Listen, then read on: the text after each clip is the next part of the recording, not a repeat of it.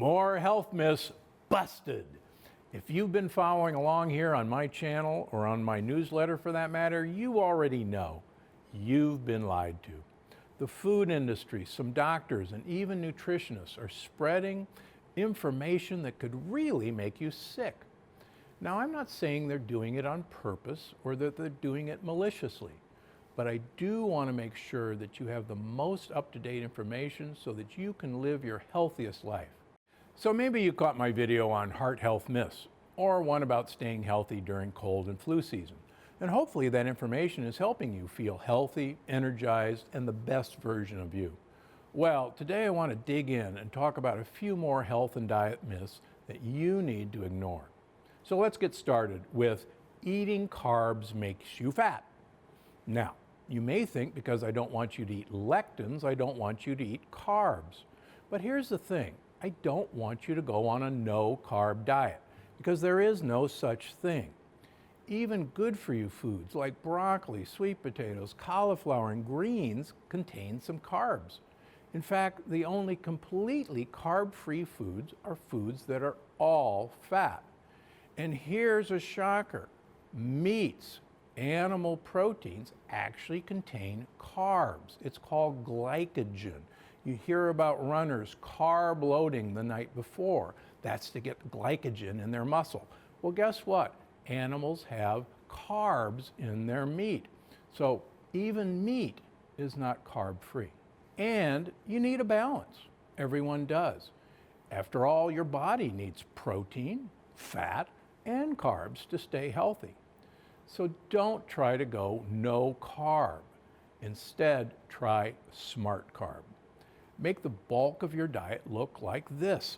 Plenty of veggies, some in-season fruit, and some resistant starches like sweet potatoes, sorghum, and miracle noodles. Round it out with healthy fats and protein, and you're ready to go.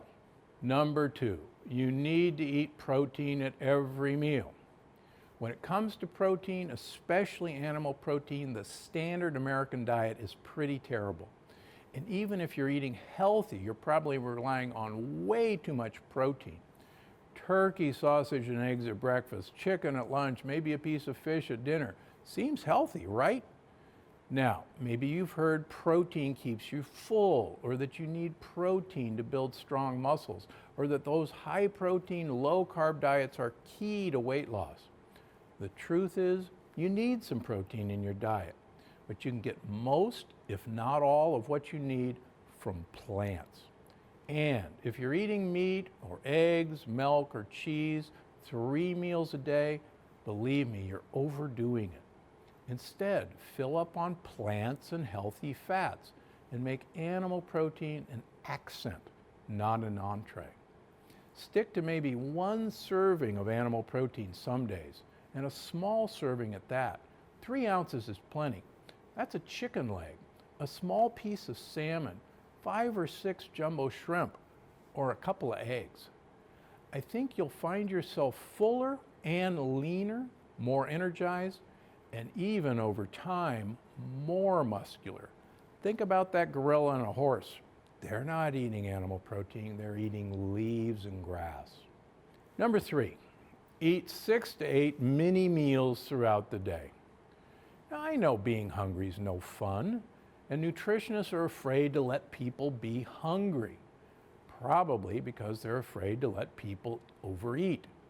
So instead of encouraging people to eat the way their ancestors did, and I'll get to that in a minute, so-called experts tell people to eat more, 5 to 8 meals a day, a snack between each meal every 2 hours. But here's the thing, your body isn't designed to eat that frequently.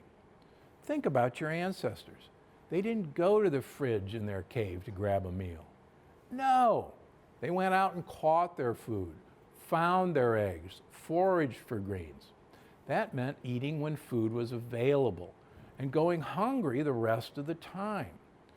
That's where intermittent fasting comes in, where you eat sometimes but not all the time and not on a regular schedule.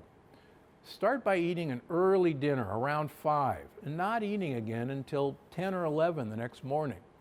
Or see if you can hold out for lunch. You can even try going up to 12 to 16 hours between some of your meals. Personally, between January and June, I eat all my calories in just 2 hours of the day. Yeah, I'm hungry sometimes, but I know my body knows how to handle it.